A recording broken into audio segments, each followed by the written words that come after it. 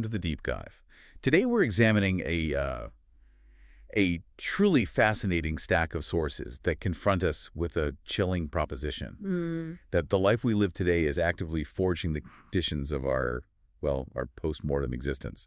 We're looking at warnings about the soul's fate drawn from two radically different categories. It's a remarkable juxtaposition, isn't it? Yeah. On one hand, you have a text that religious communities would classify as, genuine spiritual testimony. Right, like an actual account of life after death. Exactly. And on the other, you have a work that a sophisticated literary audience typically just sees as masterful fiction, maybe philosophical entertainment or a morality tale. So our mission is to place these two sources right next to each other. We're using Charles Dickens' cultural touchstone, A Christmas Carol, which came out in 1843. A classic. And comparing it directly against this explicit spiritual testimony found in Nos Solar, which was dictated by the spirit of André Louis and published in 1944. And to give some context there, Nos Solar is foundational within the Spiritist movement. It's huge in Brazil.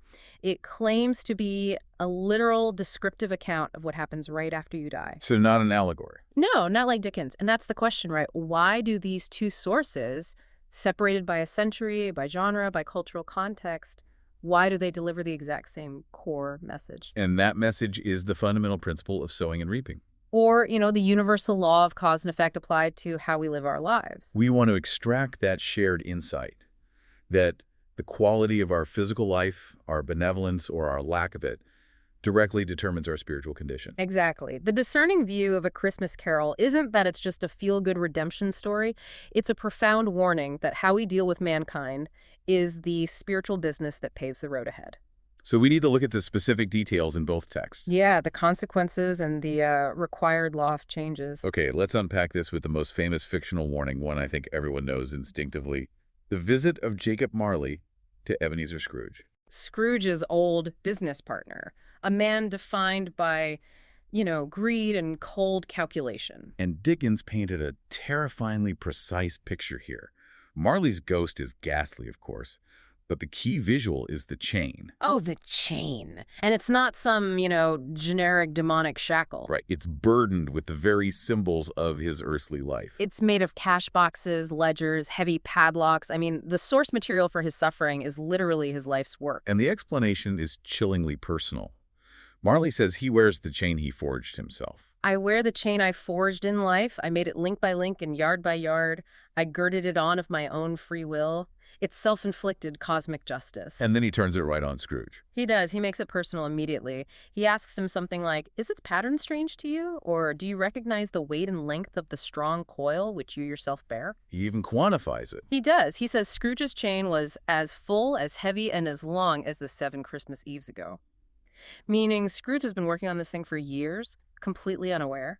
And when Scrooge tries to comfort himself by calling Marley a good man of business, which is the only metric of success Scrooge understands, Marley just explodes. That is truly the pivotal moment. He shouts, business. Mankind should have been my business. The common welfare was my business. Charity, mercy, forbearance, and benevolence were all my business. I mean, what a line. The dealings of my trade were but a drop of water in the comprehensive ocean of my business. It's a complete reversal of earthly priorities. So the misery isn't just about wearing heavy chains. It's about the spiritual rule that created them. What is the rule that underpins all this? The rule is that the spirit is required to cooperate with fellow human beings, and if you don't do that in life, well, Marley says, you're condemned to do so after death. So they're doomed to wander the world. Yes, and this is the profound suffering, to witness what it cannot now share but might have shared while on earth and turn to happiness. That just sounds like pure, agonizing, inescapable regret. And we see it immediately when Marley leaves. The air outside Scrooge's window is filled with these phantoms, all of them chained. Many were people, Scrooge knew. Right. But there's this one striking detail. An old ghost with a huge iron safe attached to its ankle. And he's crying. Why? Because he sees a poor woman with an infant on the street below, and he desperately wants to help her, but he can't. The misery isn't the weight of the safe, it's that they had utterly lost the power to do good. The chains prevent the very act they now desire. Wow. The punishment is the permanent atrophy of benevolence. That's a powerful way to put it. So Marley offers Scrooge a way out. The 3 spirits. And this structure, it really lays out a clear blueprint for this kind of internal transformation. It does. It's a systematic process of ethical self-examination, past, present, future. First, the ghost of Christmas past. This helps Scrooge see the origins of his problem. He sees moments where he chose greed over connection. Like when he abandons his fiancée, Belle, for money. Exactly. He confronts the choices that led him to his sad, lonely life. Then the ghost of Christmas present shows him what he's actively missing out on now. The current reality. Yeah, you see the stark contrast between Bob Cratchit's poor but loving family and his nephew Fred's boundless joy. Scrooge starts to realize he's been neglecting things much more important than his business. And finally, the ghost of Christmas yet to come. This is the big one. This is the chilling vision of the end if he doesn't change. Maximum leverage, as you said. He sees his own lonely death, his negative legacy, and Tiny Tim's death. A death that's on his hands, really, Yeah. due to his negligence. And this is what forces the change. He confronts the specter and has this key realization. He confesses men's courses will point towards certain ends, but if they change their courses, the ends will change. He admits that destiny isn't fixed. It's based on present action. And he makes this vow: I will honor Christmas in my heart. I will now live in the past, the present, and the future. I will not shut out the lessons that they teach. And the change is total.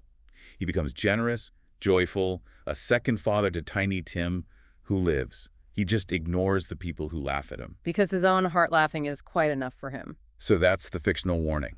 It offers a pre-death escape route. But here's where we pivot to Nossalar. In Dickens, the change happened just in time. What happens to the man who was skeptical and never got that warning? Well, now we turn to the experience of André Louis. He was a skeptical doctor who, much like Marley in his arrogance, died completely unprepared. And he describes himself as a prisoner, right? Trapped behind dark bars of horror, paralyzed by fear. The descriptions of this place, the lower regions, are terrifying. He says he cried out like a madman, but was only answered by lamenting voices even more pitiful than his own. Or sinister laughter. Or sinister laughter. He saw diabolical forms, ghastly faces, animal-like countenances. The whole landscape was shrouded in this thick, murky mist. So the torment is intense. But the source says this place is actually a reflection of the inhabitants' own minds, right? That's the key. And his late realization was about the true structure of reality. He realized all his earthly philosophy, his science, his politics, it was all secondary to what he calls the religious problem. Secondary. How does he define that hierarchy? He now saw that humankind is made of eternal spirits on a journey to a glorious destination, and that faith stands above purely intellectual thought. He had only ever critiqued sacred texts. He never actually searched them with his heart. So academic knowledge of ethics is useless if you don't act on it. Precisely. And this brings us to this profound metaphor he uses. He felt like a spiritual cripple. What does that mean in practical terms? It means he failed to develop the necessary internal capacity for the next realm. Think of it like a muscle. If you never use it, it atrophies. So he hadn't trained his spiritual body. Right. He hadn't nurtured what he called the divine seeds within. His capacity for empathy, for giving, for selflessness, he suffocated them with his own selfishness. So when he arrived in a world where those qualities were essential, his ethical muscles had wasted away. He was paralyzed. That connects directly back to Marley's chains.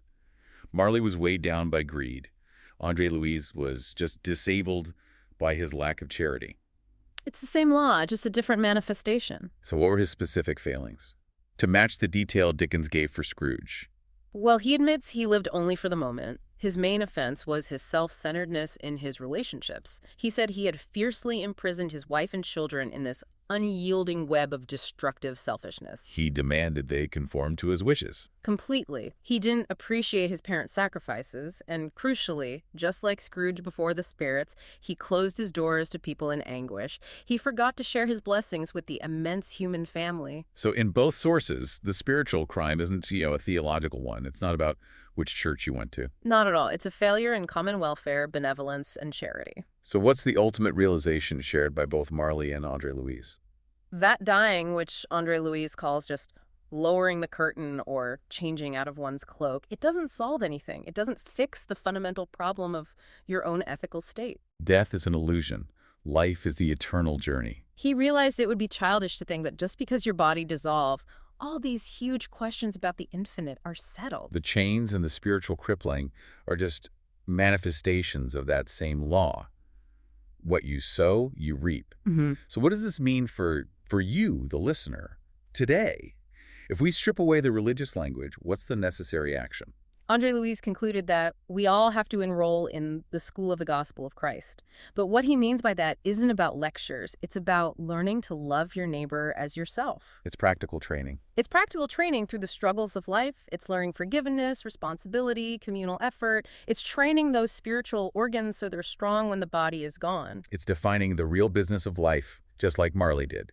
Charity, mercy, forbearance. And Andre Luis, having suffered for decades because of his negligence, he doesn't mince words. His warning is urgent. What does he say? Oh, dear friends on earth, how many of you could avoid the bitter path of sorrow by cultivating the inner fields of your hearts?